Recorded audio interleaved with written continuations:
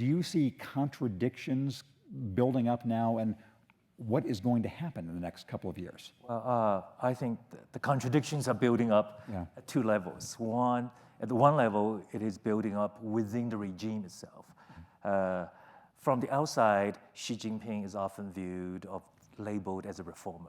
He's actually a revolutionary. He has dismantled a political order that was set up after the Tiananmen massacre. He's torn up the rule book, and as a result, the regime itself is deeply divided. I have not seen a time at which the bureaucracy itself, the lower level of the regime, is so embittered about the top leadership. And that kind of situation is actually very dangerous for the regime. So at that level, I foresee some really turbulence ahead. At the other level, that is between the regime and society, that takes longer because from my own contact with ordinary Chinese people, most of them remain optimistic, confident. So it will probably take about 5 to 7 years until the economy really grinds to a halt. Right now, it's only slowing down. And there are big problems ahead in terms of debt levels and so forth.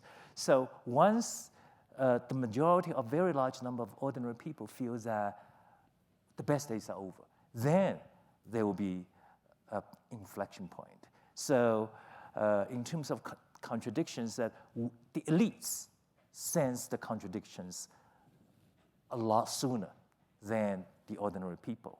So right now the problems are much more serious within the regime, and I do not see the possibility of an imminent popular uprising, but that probably can occur in 7 to 10 years from now. And to be clear about what you're suggesting or implying, when you say there are really bitter tensions within the regime and instability, in practice, what does that mean, for example, at next year's Congress? Oh yeah, next year will be very critical because I don't want to bore you with the Chinese version of criminology.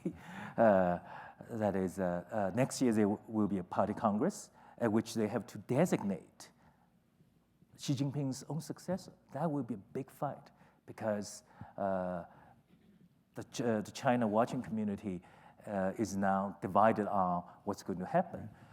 If a successor is designated, that would mean you actually can see Xi Jinping's future has an expiration date.